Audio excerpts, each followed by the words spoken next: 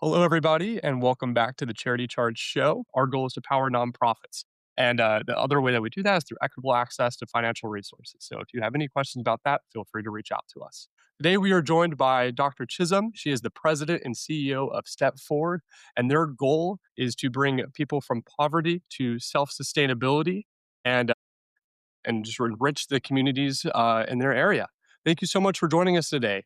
Tell me a little bit more about the work that y'all are doing out at Step Forward. Sure. Good morning, and thank you, Grayson, for the opportunity to have the conversation. Step Forward is about 60 years old, and it was initially part of the War on Poverty, 1965, Lyndon Johnson. And so the plan then, as now, is to help low income families in a number of ways. We provide emergency services, that's food, clothing, furniture, whatever the need may be. We help with energy assistance, paying bills, and especially this last year with the weather being as cold as it's been, the number of families that would have gone without had it not been for the services. We also help people find jobs. We have counseling services. We also provide services for families for children who are 6 weeks to 5 year olds, and that's through Head Start, and our mothers, pregnant women. So we do a number of things. And then you and I talked about before we started was how does one encapsulate all of what we do?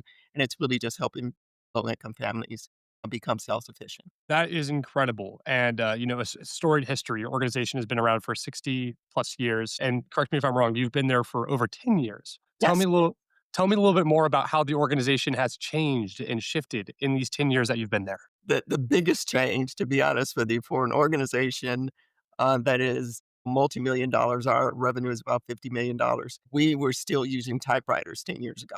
We didn't have any of our files in the cloud. I had lots of paper on my desk, things that I had to sign. Well, now all of the systems, literally every system in the organization has been automated over the past 10 years. So now it's a point and click. And so that makes it easier for us. And we've also raised salaries. We had a number of our staff who were eligible to receive our services because of the low salaries that we were paying. And so over a period of time, we started really looking at how we were spending the money, and anything that didn't make sense, we stopped and we put those dollars instead into salaries. So now we have, I believe every employee is at least above a living wage. Amazing. Well, that's two really important topics to dive into there. And let's stick with the salary.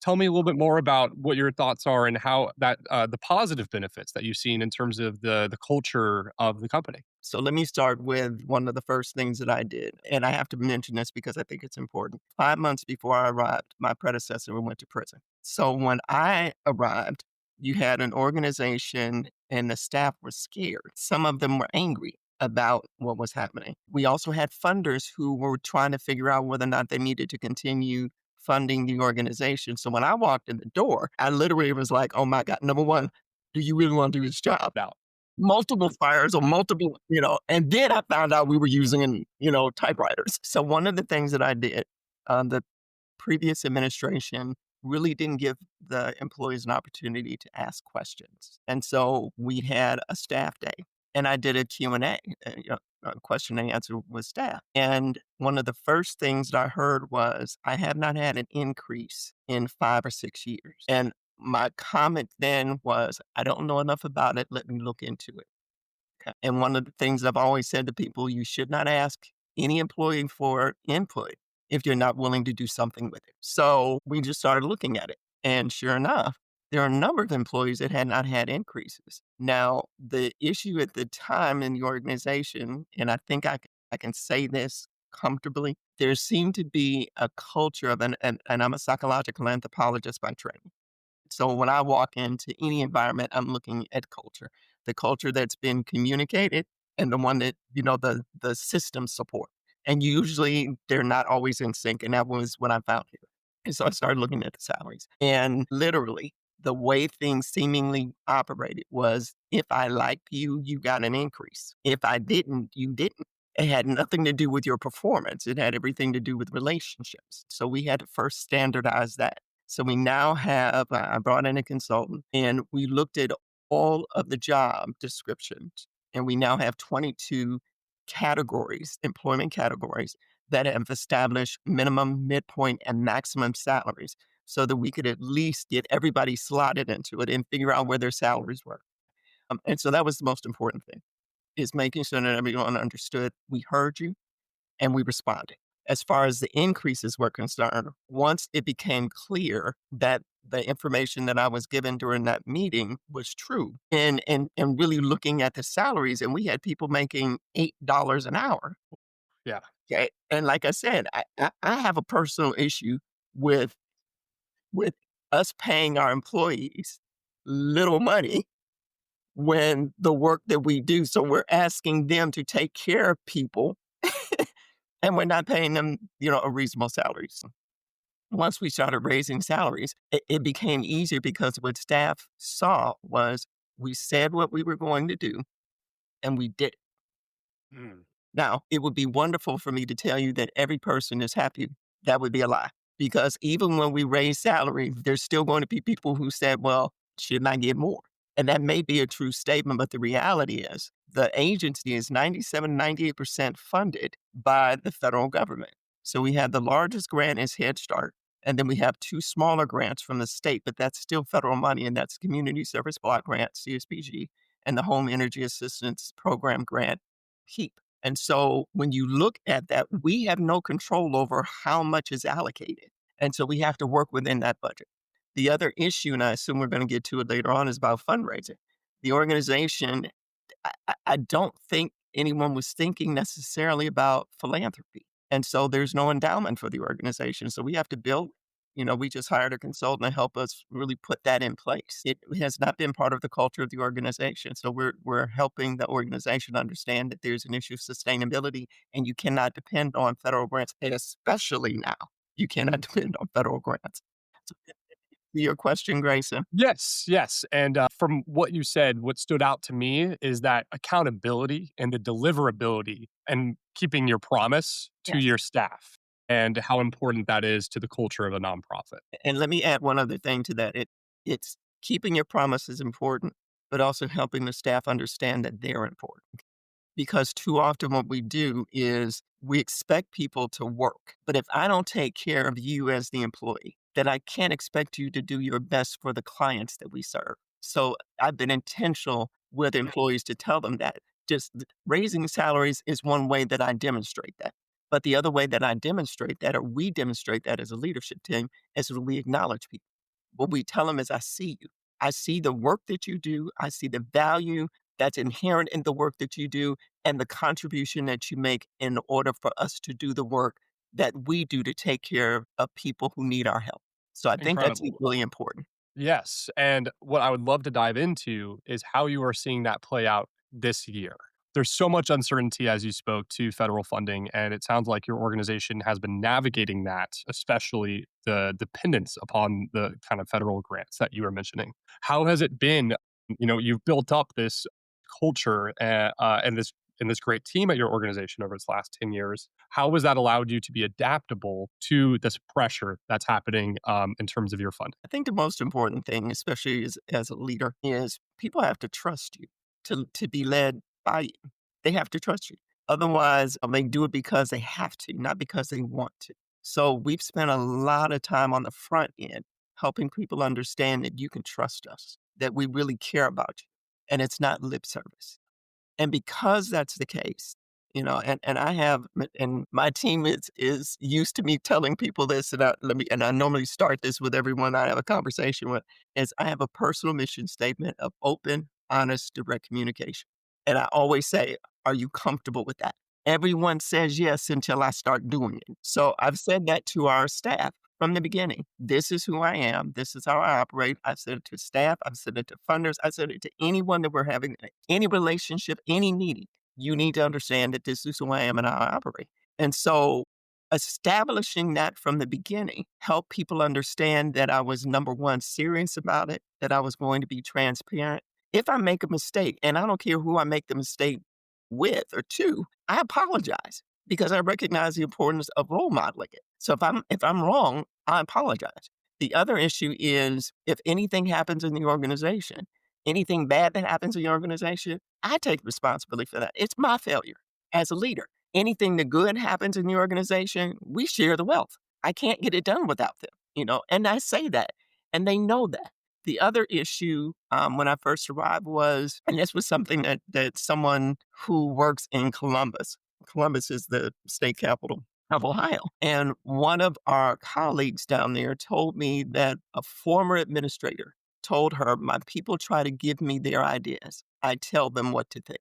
Now, if that was the way things operated within the organization, can you imagine how people had to operate in the organization? Mm. So my job when I first arrived was I have my phone, and I would walk down the hall. We have how many 10 Head Start sites and then 4 neighborhood opportunity centers or opportunity centers. So in the main office, Pharrell, I think it's Pharrell, had "I'm Happy," that song.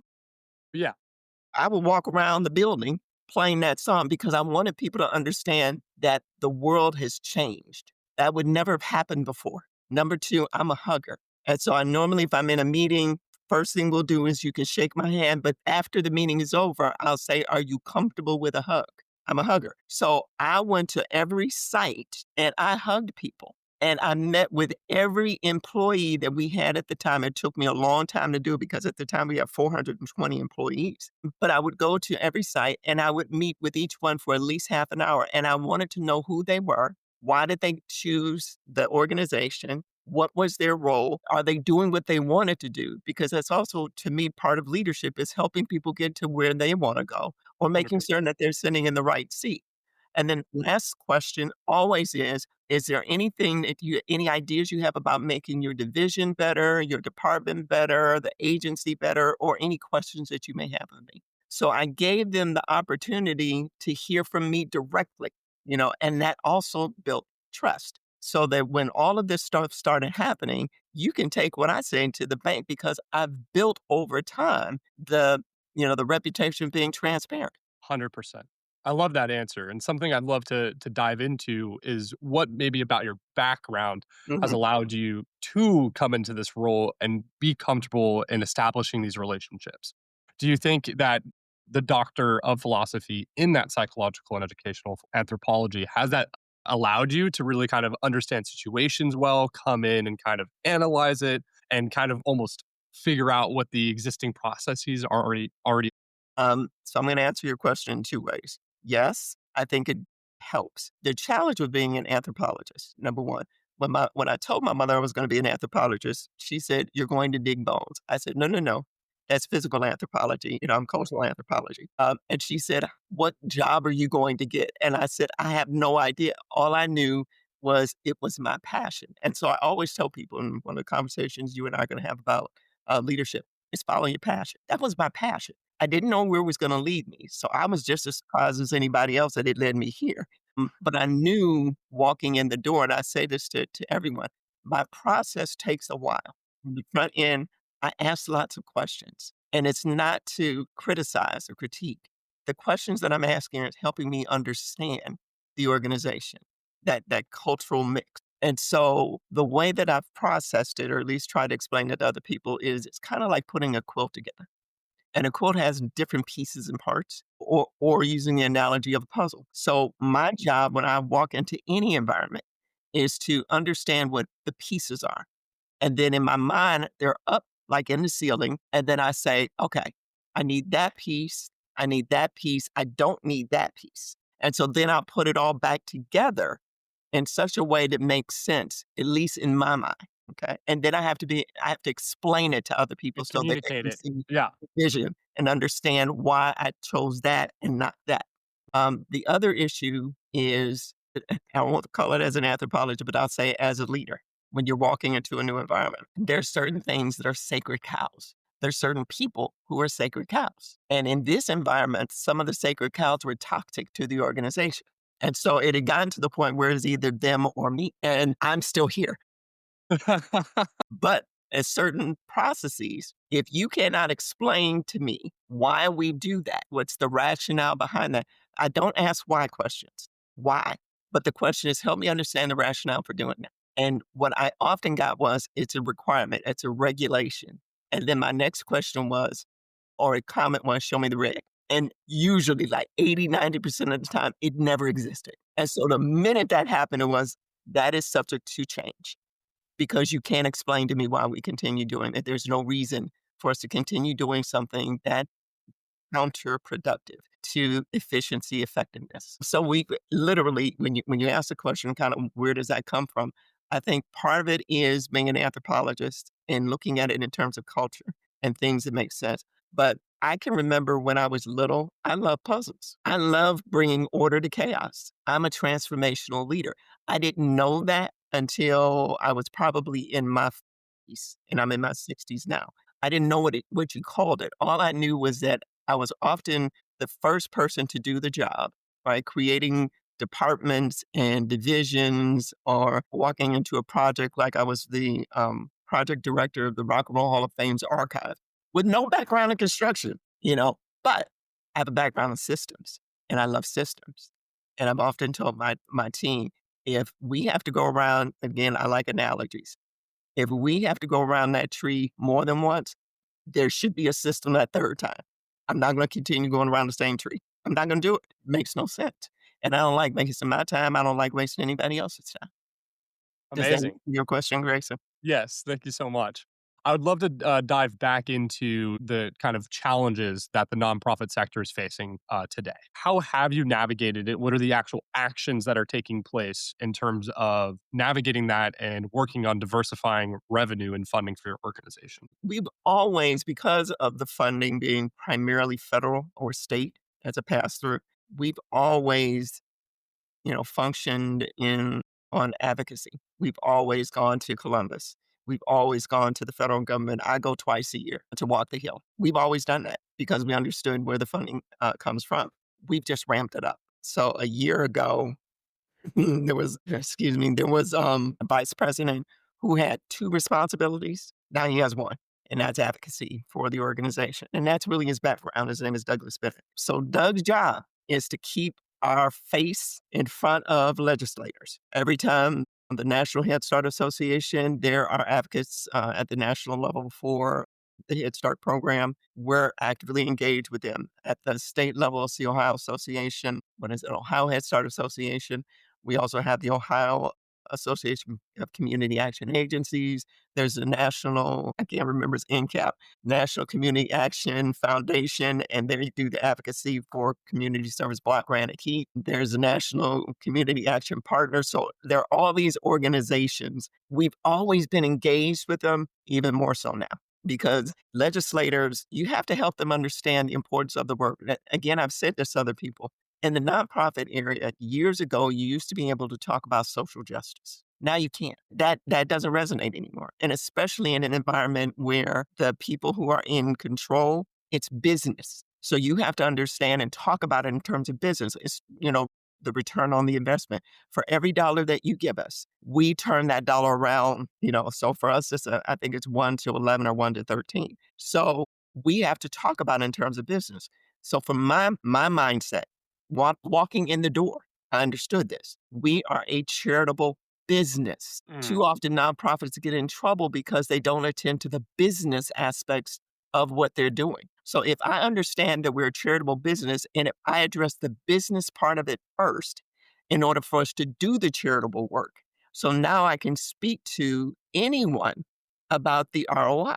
I can Mm. talk to a legislator and you also have to get it down to the story. You have to be a good storyteller. You have to bring clients with you, and especially clients in their district, so that they can put a face to it. Because in many cases, these are just dollars. These are large dollars. It's just a grant. There's so many other grants. But if I can show you the impact of it on a person, especially in your district, then it makes it easier to have that conversation And tugs at the heart for sure. and to trust that as a nonprofit, because we understand business, that we are attending to the business of the organization efficiently. I love that. And for, our nonprofit audience that's listening in, how does it inform the charity side and the mission? And how does that mission inform the business side? And how are you seeing that they play a role together? So for me, again, walking in the door, I've had this mindset long before I got here. They're parallel. They're parallel. I must attend to the business because it's the business that allows me to do the charitable work. But the charitable work is the reason that they give us the grant. So it has to be equal. I need to be as good. The organization has to be good and a good steward of the funds that we're entrusted. But with those funds, they allow us to do the charitable work. The mission of the organization is dependent on it.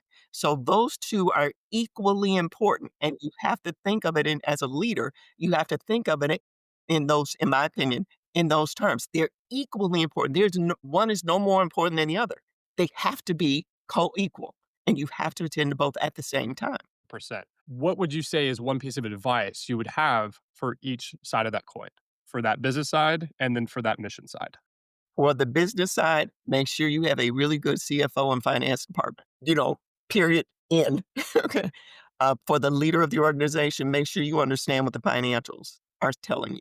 Because if you don't, and you cede all of that to the CFO, then you've shirked your responsibility as the leader of the organization. You need to understand the numbers. You absolutely have to understand it. On the other end, for the charitable work or the mission work of the organization, you have to hire good people. You have to hire people who care about it. And I tell our staff all the time, I get the fact that nobody here is independently wealthy. Because if they were, chances are they wouldn't work. I can't guarantee you that if I won the lotto, that I'm here tomorrow. Now, would I donate to the organization? Absolutely. Sorry for the endowment. But what I say to the staff is, let us all agree that we work because we have to work. Okay, but you had other options, the other places you could have worked. But if you choose to work here and if you choose to stay here, then this is what we're asking you to do. We're asking you on a daily basis to bring the best game that you can bring that day. Best game. Your A game, wonderful if you can bring it that day.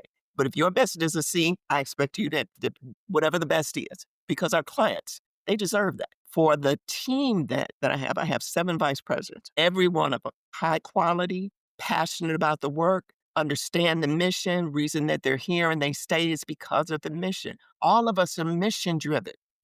If you have not bought in and sold out to the mission of that organization, maybe you shouldn't be there.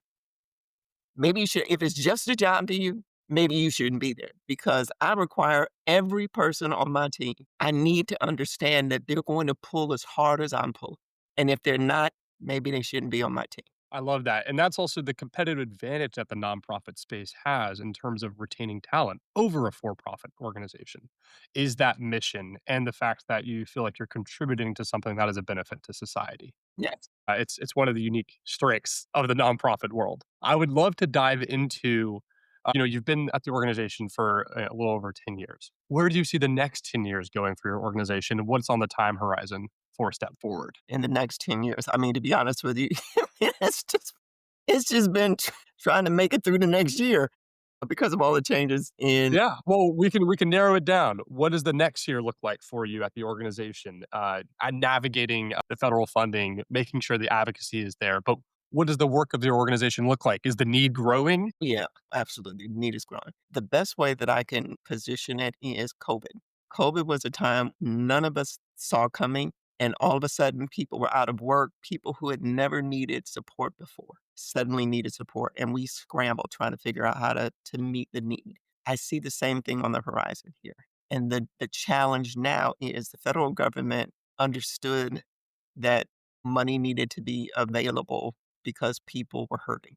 It's not what you have now. So we have to be smarter with limited funds. So things that we may have been able to do in the past, we can't do anymore. So we have to really look at how we're deploying our resources, including people. There's been a shortage of teachers throughout the country, and that's K-12, that's pre-K. We have 52 vacancies. We can't open 22 classrooms because of it. And so now we're looking at consolidating. You just have to be smarter about the business. Part of it is hoping for the best. Part of it is advocating for more. Part of it is the fundraising. Like I said, 60-year-old organization, and nobody thought to put an endowment in place. Nobody thought about the sustainability of the organization. I think that the challenge for any leader, and not just nonprofit, but any leader, is you need to look far enough down the road to think about how are you positioning the organization. When you talked about like 10 years from now, I hope we have $5 to $10 million endowment. That's what I hope. that the work that we've done will allow us to do that, to grow it, because that helps the organization over time. When I arrived, we did not have a line of credit in an organization at one point that was $60 million. And no one, again, no one thought cash flow. Yeah, Yeah. we're talking about the business of the organization. These are like basic things that you No, put. it's shocking. Yeah, Yeah. I'm telling you. And it's what we do at, yeah, at Charity Charge. It's like our mission is to provide that equitable access 100%. And it's surprising that the organizations that have this base of revenue, they're not taking advantage of it. And they don't even know about the tools that are out there to support their work and mission. I want to go back to the question that you asked earlier, Yes, of course. because this is what I think has changed over time. 30, 40, 50 years ago, a nonprofit leader would have primarily focused or solely focused on mission. Today's nonprofit leader must address the business. It's changed. Leadership in this day and time, you almost have to have a background in business, or at least be familiar enough with it. Like I said, you have to be able to read your financial reports. You have to understand what they need. Whereas years ago, that wasn't as important, because the thing that was more important was meeting the need that that nonprofit was created to meet. Okay. That's not true anymore. That's not true anymore. So going back to this particular question, 10 years from now, my hope is, and my expectation, if we do it right now, if we take care of it now, is that the organization will be bigger, better, stronger, more stable than it's ever been financially. The programs, we've spent a lot of time looking at data. That was another thing that the organization, as far as I could tell, didn't do. So we kept doing the same things over and over, whether or not they were relevant. And I believe that any nonprofit, you have to continue asking the question: Are we meeting the need, today's need, not the reason that you were created in the beginning, but are we meeting today's need? And And if how you're it's not changed. doing that, yeah, it's changed, and I'm comfortable. I'm comfortable with and I've said this to staff: if we're not meeting the need, then give the money to some other organization that is. Because I'm not interested. Now this is not always a popular thing to say, but I'm really not interested in continuing the agency if the agency is no longer relevant. It doesn't help the community just to be able to say that we have 320 people and we have all this money, but that the community doesn't benefit. I'm not interested in doing that. If it's not impactful, stop doing it. So we literally started looking at data, and the data was available. It was just never used for Mm, decision making. And so there are a number of programs we stopped. There are a number of programs we consolidated. There are a number of programs that we just started, because the data is telling us what the community needs now. that's incredible. And for the, people listening, how can they get involved and step forward? What would you ask? Our biggest ask right now is money, just because of how precarious it is at the federal level. And let me give you an example of something that happened. We called it Terrible Tuesday. And I can't remember if it was in May. So the decision was made to stop all federal funding. And we had just sent to the bank payroll for the week. The way the federal grants work is you can draw money down directly. The state grants, you get reimbursed, right? But the bulk of the federal money, we normally draw down. Like 200 and some of our employees were on federal money. Well, that money was already sent to the banks, but we couldn't draw any money down to cover it. So that's where the cash flow came in. So first question was, what is our line of credit? All right. And then the next conversation within 2 hours of finding out that all of that had been frozen is, who are we going to have to lay off? Who can we keep? How long can we do this before we have to shut the doors of the organization? So all of those things right now comes down to money. A lot of the volunteerism here usually is in our Head Start. But in order to work with us in those areas, you have to have a background check. So I'm not telling you shouldn't do it. That would be helpful, especially in the Cleveland area or Coggin County. But right now, our biggest concern, my biggest concern, is the financial sustainability of this organization. We serve about 30,000 people a year. And if we're not here, it doesn't mean that they won't get served, but they won't get served in kind of like a one-stop shop. They'll have to keep going to all these other places to cobble, resources together. So to me, it's important for us to remain. We've been here 60 years. I would love for us to be here 60, 100, 260 years more, because the need is great. Poor people have existed. They're not going to not exist, and especially now. Think of how many people have lost their jobs, not because they've done something wrong, but because a decision was made to just cut stuff without any consideration for where are these people going to go. They still have bills to pay. They still have mortgages. They still, they still have to put food on the table. That's where we come in. Incredible. Well, thank you so much for joining us today, Dr. Chisholm, and sharing more about the work that you're doing over at Step Forward, and for the amazing advice and lessons that you had for our nonprofit audience. Thank you.